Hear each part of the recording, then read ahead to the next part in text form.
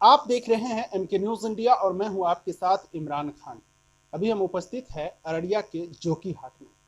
जैसा कि आपको पता है कि कुछ दिनों से देश में एक भूचाल से आई हुई है। एक नुपुर शर्मा जो बीजेपी की राष्ट्रीय प्रवक्ता हुआ करती थी, उन्होंने एक आपत्तिजनक हजरत मोहम्मद सल्लल्लाहु अलैहि वसल्लम के बारे में बयान दी थी, जिसको लेकर के पूरे भारत ही नहीं विदेशों में भी उनके गिरफ्तारी को लेकर के प्रोटेस्ट किया जा रहा है, जिस पर गल्फ कंट्री के जितने भी, जैसे अरब देशों का जितने भी मुस्लिम कंट्रीज है, वो सभी उनके विरोध कर रहे हैं, जिसमें इंडिया के प्रोडक्ट्स से लेकर के कई सारी चीज का विरोध किया।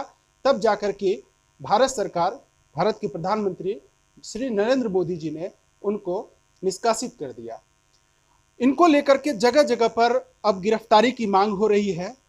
क्या है सच्चाई हजरत मोहम्मद सल्लल्लाहु अलैहि वसल्लम के बारे में? क्या ऐसी बयान दी जिनके द्वारा इतना ज्यादा प्रोटेस्ट हो रहा है, इतना हाहाकार मचा हुआ है? आज हमारे साथ इस मुद्दे पर बात करने के लिए तैयार है अब्दुल्ला सालिम चतुर्वेदी जी। आइए हम उनसे जानते हैं हजरत मोहम्मद सल्लल्लाहु अलैहि वसल्लम की क्या जीवनी रही है और ऐसा क्या कही उन्होंने जो सारे के सारे मुस्लिम कंट्री देश भड़क गए और जिसको लेकर के आए दिन कुछ न कुछ भूचाल सा आया हुआ है और दंगों में परिवर्तन होता जा रहा है जो प्रोटेस्ट के नाम पर। एमके न्यूज इंडिया में आपका स्वागत है।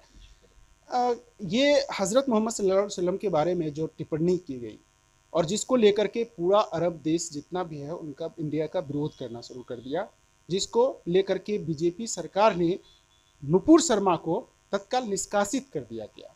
तो क्या है इसका सच्चाई और कितना इसके ऊपर किस तरीके से इस चीज़ को देखते हैं? देखिए, इस मुल्क में मुख्तलिफ़ मज़हब के और मुख्तलिफ़ धर्म के लोग रहते हैं। और तो इस मज़हब को इस मुल्क में एक क़ानून है, आइन है, संविधान है। और उस संविधान के आर्टिकल 25 में ये लिखा हुआ है कि freedom of conscience and free profession and practice हमें इजाज़त देता है अपने अपने मज़हब के एतबार से ज़िंदगी गुजारने का। किसी भी आदमी को महान पुरुष मानकर उसको लोग कोई पूजते हैं, कोई उनको फॉलो करते हैं। कानूनी एतबार से ये अपनी जगह पर मुसल्लम है, कोई किसी का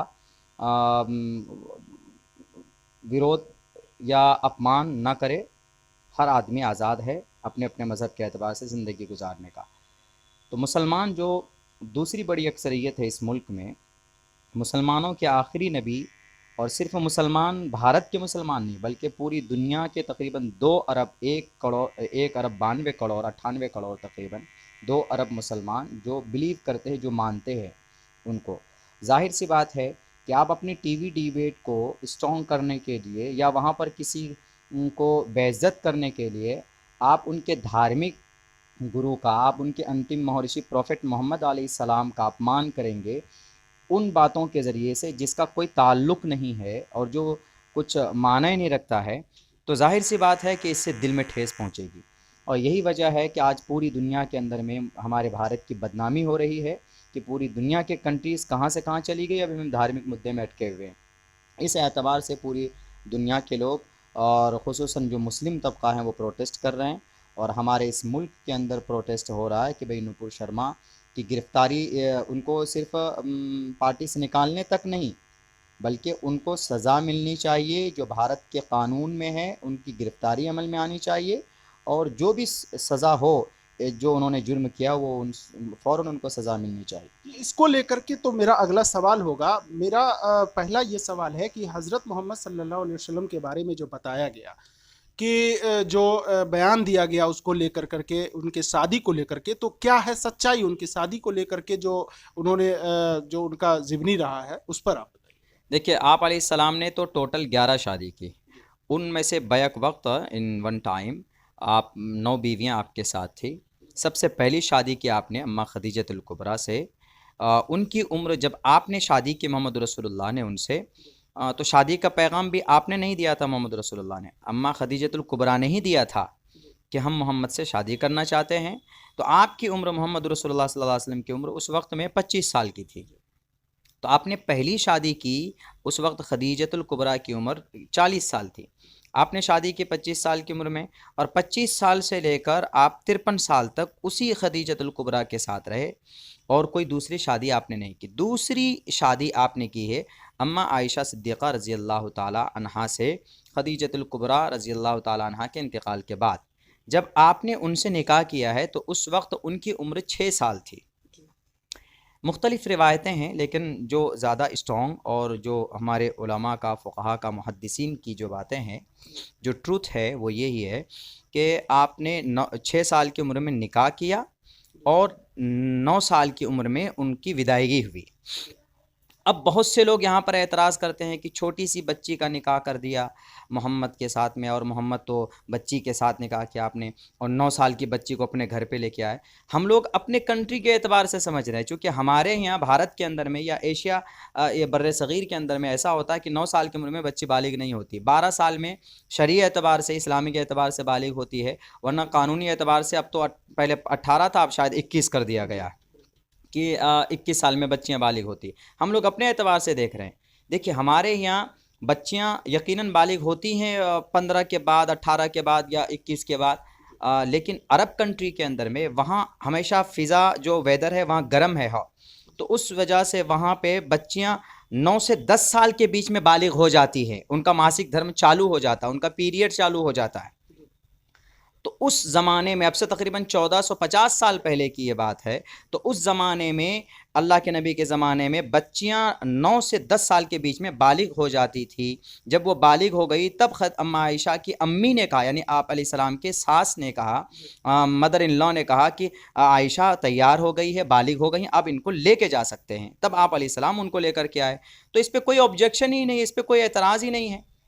और दूसरी बात, बहुत से लोग इस पे भी एतराज़ कर लेते हैं कि नहीं, आप अलैहिस्सलाम ने 11 शादियां की क्या ज़रूरत थी। आपको पता होना चाहिए, आपने जो 11 शादी की, एक सिर्फ कुंवारी थी अम्मा आयशा, बाकी टोटल औरतें कोई 1 मरतबा, कोई 2 मरतबा, कोई 3 मरतबा विधवा हो चुकी थी, बेवा हो चुकी थी। आपने उन औरतों से इसलिए निकाह किया ताकि उन पर उनका कोई सहारा बने, और आपने मतलब ऊंच नीच और गरीब और मालदार हर तबके की औरत से निकाह किया, ताकि दुनिया के अंदर में जो ये रस्म व रिवाज है कि भाई मालदार है तो मालदार ही की बच्ची को लाता है, गरीब है तो गरीब ही में जाएगा, हमारे नबी ने इस छूत को ख़त्म किया है। इस जो बीच में यह है कि नहीं, हम अगर बड़े ख़ानदान वाले हैं, बड़े घर वाले हैं, करोड़पति है तो करोड़पति की बेटी को लाएंगे, अल्लाह के नबी ने ऐसा नहीं किया। अल्लाह के नबी ने अपने से जो बहुत ही कमज़ोर, फाइनेंशियली एतबार से जो कमज़ोर घराने की थी, उनकी भी बेटी को लेके आए। एक पैगाम देना चाहते थे पूरी दुनिया को कि अगर तुम्हें ज़िंदगी में ज़रूरत पड़ जाए कि अगर तुम करोड़पति हो लेकिन कोई गरीब की बच्ची शादी नहीं हो रही है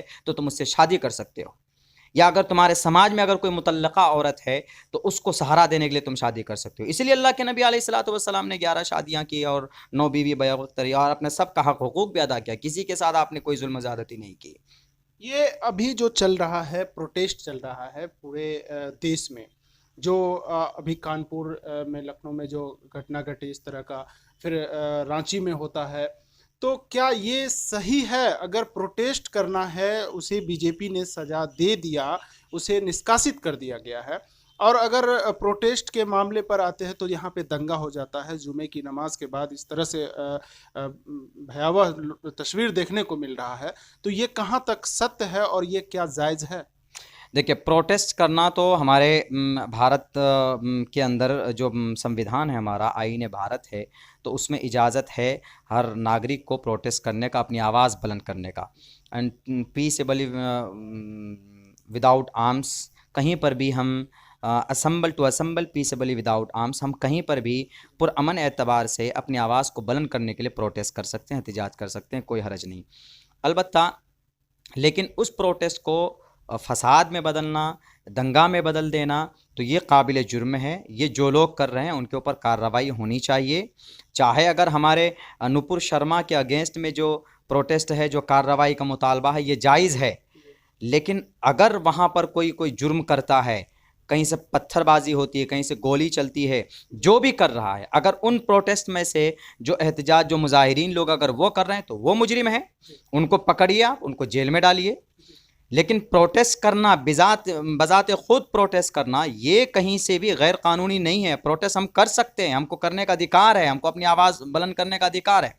लेकिन देखेंगे कहीं पर पत्थरबाजी हो जाती है। कभी ऐसा भी होता है कि उस प्रोटेस्ट को बदनाम करने के लिए दूसरी तरफ से पत्थर आ जाता है, गोली कहीं और से चलती है। अभी देखिएगा रांची में जो मुदस्सिर का जो सर पे जो गोली लगी है, वहाँ पर वहाँ के सीएम ने कहा है कि हमने गोली चलाने की परमिशन नहीं दी, और पुलिस को परमिशन है ही नहीं किसी प्रोटेस्ट, किसी मुजाहिरीन के ऊपर गोली चलाने का। अगर वो थोड़ा ज़्यादा मतलब भीड़ में है, उसको भीड़ को मुंतशिर करने के लिए वो आंसू गैस छोड़ते हैं या लाठी चार्ज करते हैं ऐसी जगह पर जिससे कोई नुकसान ना हो, वो ठीक है, लेकिन गोली चलाने की परमिशन कहाँ है? पता चला कि नकली खुदाओं को खुश करने के लिए गोलियां चलाई जाती, गोलियां कहीं और से आकर के बच्चों के मुदस्सिर के माथे में गोली लगी है, और जो अपना हक का मुतालबा कर रहा था उसको इंसाफ मिलने के बजाय यह कार्रवाई और हाथ में हथकड़ी नुपुर शर्मा के और नवील जिंदल साहब के हाथ पे लगनी चाहिए। लेकिन अब आज जो मुजाहिरीन जो अपना हक का मुतालबा कर रहे हैं उनको इंसाफ मिलने के बजाय उनके घर पे बुलडोज़र चलाया जा रहा है, ये तो बिल्कुल मुनासिब नहीं। जो आप सल्लल्लाहु अलैहि वसल्लम एक शांति का संदेश दिया करते थे, जो वो बिल्कुल ही शांतिपूर्वक अपना हक के लिए लड़ते थे, तो उनके लिए अभी जो है लड़ रहे हैं लोग, ये उनको उनके लिए क्या कहना चाहेंगे आप? भाई देखिए, ज़ाहिर सी बात है कि आप प्रॉफेट मोहम्मद सल्लल्लाहु अलैहि वसल्लम को कुछ तौहीन आमेज़ कलिमात बोलेंगे तो ज़ाहिर सी बात है कि हमारे दिल को ठेस पहुंचेगी, और हम कानूनी कार्रवाई के लिए ही मुतालबा कर रहे हैं, और पूरी दुनिया के अंदर में ये मुतालबा जारी है भारत से कि भाई आप तो सबसे पहले ये होना चाहिए कि नुपुर शर्मा ने जिनसे ये गलती हुई है उनको फ़ौरन 10 दिन के बाद उनको पार्टी से निकाला जाता है। 10 दिन के बाद जुर्म हुआ, फ़ौरन उनको पार्टी से निकालना चाहिए। और एफआईआर कई जगह से लॉन्च हुए, कितने मेमोरेंडम गए, लेकिन अभी तक कोई कानूनी कार्रवाई नहीं हुई है। हम तो पुरअमन एहतजाज कर रहे हैं, पुरअमन एहतजाज कर रहे हैं और करेंगे उनकी गिरफ्तारी न होने तक। पुरअमन एहतजाज करने का हमको हक है। कानूनी कार्रवाई उनके ऊपर होनी चाहिए, उनके हाथ में हथकड़ी लगनी चाहिए, उनको जेल होना चाहिए जो कि मुनासिब है, जो संविधान में लिखा हुआ। हम नहीं कह रहे कि भाई आप उनको उनका सर तन से जुदा कर दीजिए, उनको फांसी में लटका दीजिए, जो लोग बोल रहे हैं ये नहीं होना चाहिए। जो कानूनी कार्रवाई जो संविधान में लिखा हुआ है, जस्टिस जो चाहता है वो होना चाहिए, और न होने की वजह से अभी तक उनके ऊपर कोई कार्रवाई नहीं हुई है। वो आराम से घर पे बैठी हुई है। आज भी वो कहती कि हमने जो बात कही है मुसलमानों के कुरान में लिखा। कहाँ कुरान में लिखा हुआ है बताइए? कौन सी हदीस की किताब में लिखा हुआ है कि आप अलैहिस्सलाम ने एक बच्ची से निकाह किया? आपने निकाह बच्ची से किया, लेकिन 9 साल की उम्र में अम्मा आयशा बालिग हो गई थी। आज भी सऊदी कंट्री के किसी बच्चे को लाके खड़ा कीजिए, 10 साल के बच्चे को, ऐसा लगेगा जैसे भारत का कोई 20 साल का बच्चा खड़ा है। तो ये कहीं ना कहीं अधूरा ज्ञान हो सकता है। अधूरा ज्ञान नहीं, बिल्कुल जिहालत है, बिल्कुल गवारपन है।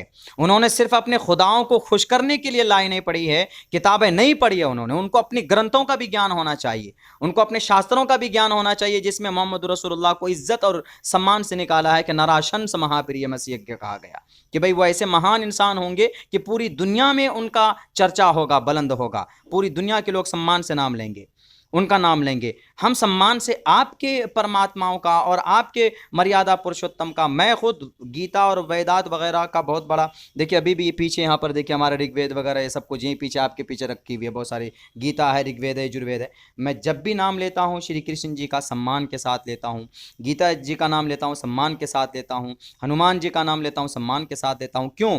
हालांकि हमारे अकीदे के एतबार से वो देवमालाई कहानियाँ हैं, लेकिन फिर भी एक बहुत बड़ा तबका चूंकि उन पर बिलीव करता है, तो हम इसलिए उनका नाम सम्मान से लेते हैं कि कहीं उन भाइयों को तकलीफ ना पहुंचे।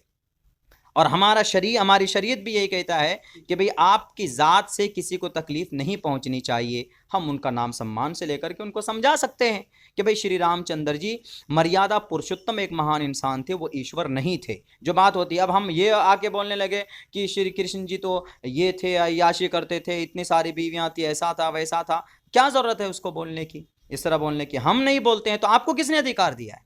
आप पार्टी के बड़े पार्टी के प्रवक्ता हैं तो ठीक है, आपकी जिम्मेदारी भी बढ़ जाती है। ये नहीं कि आपको जिस मन में आए कि हम जो बोलेंगे वही होगा और आपकी बेइज्जती करेंगे चूंकि हम यहाँ पर बड़ी तादाद में हैं। तो ये बात याद रखिए कि आपसे बड़ी तादाद में बड़े बड़े तुर्रम खां आए थे। फिरौन भी था, जालिम शद्दाद था, नमरूद भी था और हिटलर भी था, लेकिन किसी का भी जुल्म ज़्यादा दिन तक बाकी नहीं रहा। ईश्वर जालिमों को चुन चुन कर खात्मा करता है, जैसे रावण का खात्मा हुआ, और भी बड़े बड़े अंधकासुर का खात्मा हुआ, विश्वासुर का खात्मा हुआ। अगर आप जालिम बनकर रहेंगे, देश के कौम को नुकसान करेंगे, तो आप भी ज़्यादा दिन तक हुकूमत पर नहीं बैठ सकते। ईश्वर खात्मा करेगा आपका। जी बहुत बहुत शुक्रिया। आपने सुना अब्दुल्ला सालिम चतुर्वेदी साहब को, जो इन्होंने साफ कह दिया है कि जो हज़रत मोहम्मद सल्लल्लाहु अलैहि वसल्लम के ऊपर बयान दिया गया है वो बिल्कुल ही जायज़ नहीं है और पूरा जानकारी ले करके नहीं दिया गया है बयान। और उन लोगों से भी अपील किया गया है जो दंगा के रूप में इस चीज़ को प्रोटेस्ट कर रहे हैं और प्रोटेस्ट के द्वारा दंगा करने का कोशिश कर रहा है। ऐसे लोगों से भी सावधान रहने की ज़रूरत है जो इस्लाम के नाम पर दंगाई बनते जा रहे हैं। आप प्रोटेस्ट करते हैं तो प्रोटेस्ट करें, बट उसे शांतिपूर्वक से आप उसको प्रोटेस्ट कर सकते हैं। अपना आप संवैधानिक अधिकार है आपको प्रोटेस्ट करने का, आप मांग कर सकते हैं, ना कि आप कानून को तोड़ सकते हैं। फिलहाल इतना ही। एमके न्यूज़ इंडिया के लिए इमरान खान, ब्यूरो रिपोर्ट, बिहार।